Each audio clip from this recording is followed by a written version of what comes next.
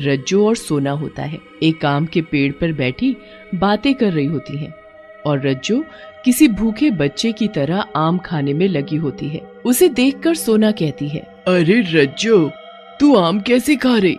जैसे जन्मों से तुझे कभी आम नहीं मिला हो।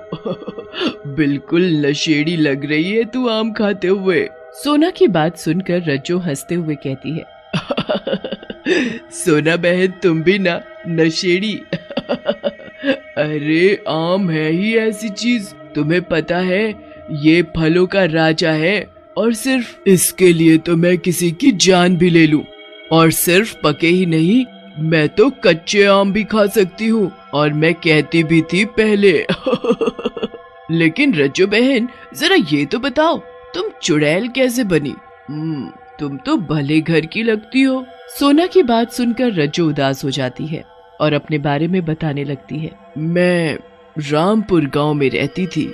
मुझे आम खाने का बहुत शौक था। मैं आम खाए बिना नहीं रह पाती थी। मेरी इस आदत से मेरे घर वाले भी परेशान रहा करते थे। एक साल गांव में भयंकर सूखा पड़ा और गांव में कहीं भी आम नहीं उगे थे, सिवाय एक आदमी भीमा के।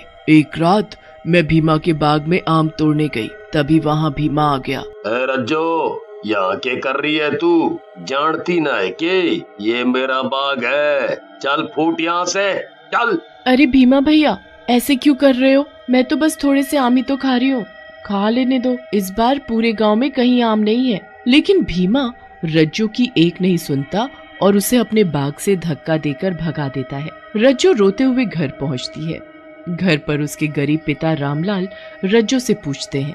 रज्जू रामलाल को भीमा के साथ हुई सारी बात बताती है, जिसे सुनकर रामलाल बोलते हैं, बेटी, तुझे वहाँ नहीं जाना चाहिए था। भीमा बहुत ही बदमाश किस्म का और बहुत पैसे वाला है। सारा गांव उससे डरता है। लेकिन तेरी भी गलती क्या है? मैं ही इतना गरीब हूँ जो तुझे आम भी खरीद कर नहीं दे पाता।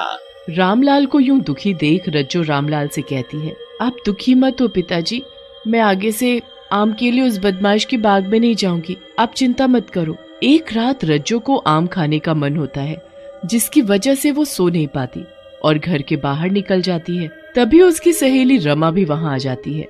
रमा रज्जू से कहती है, अरे रज्जू, कहाँ घूम रही है इतनी रात में? सब ठीक तो है? अरे क्या ठीक है रमा, मेरा आम खाने को इतना मन